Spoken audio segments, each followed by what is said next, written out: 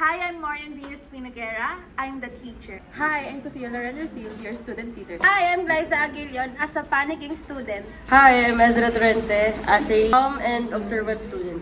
I'm Vanessa J. Meriendez, the injured student.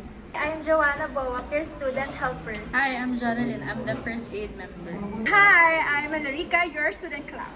Hi, my name is John Maxine Karen. I'm the crying student. Hi, I'm Christine Tuliao as the prefect of discipline. Hi, I'm Kate Asprek as a school principal.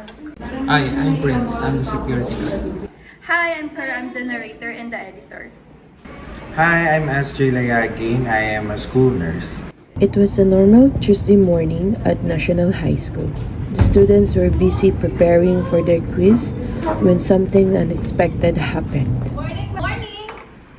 So before we start our class today, itatakan muna natin yung lesson natin kahapon. So, Miss Refill, can you?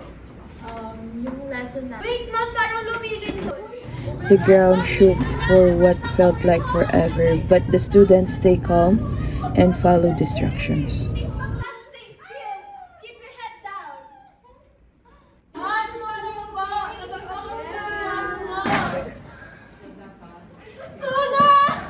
Ma'am, si Willindes, nabagsakan ng upuan. Tutulungan ko po siya. Okay, good. The class followed the safety route calmly, just like they practiced during the drills. Isang linya lang. Pero magtutulungan ka. Tulungan yung mga kailangan ng tulong.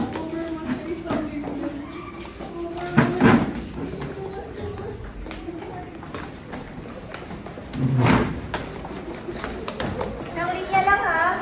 Isang linya lang. Everyone worked together, teachers, students, and staff, showing teamwork and discipline. All students are complete, except for Melianis who's injured. Yung mga students umiiyak na po, pwede pa po ba natin sila? Yes, please comfort them. Remind everyone to stay away from buildings and paradise. Hello, mama ko po yung security guard.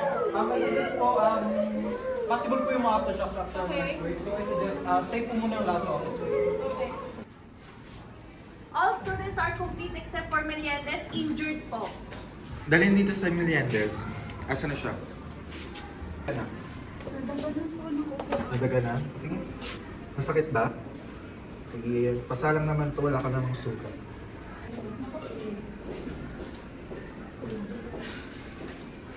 At lang.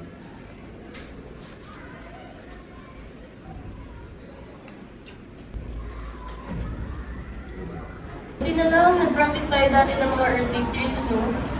Yeah, I was so scared and everyone stayed calm, so I stayed calm. Yeah, kala ko din talaga yung mga drill natin, eme-eme lang.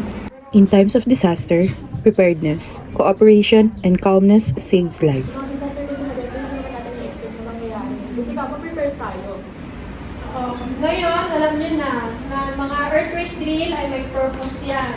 So ngayon, seryoso nyo naman. At remember, safety doesn't end after the shaking stop. So let's wait for the final announcement before going back inside. Yes, ma'am. Yes, ma'am. Okay, class, what did we learn today? That drills aren't just routines, they also save lives. Helping others is just as important as protecting yourself.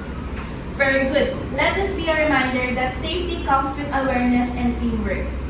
Okay, be prepared, stay calm, and save lives. Again, Be prepared, stay calm, and save lives.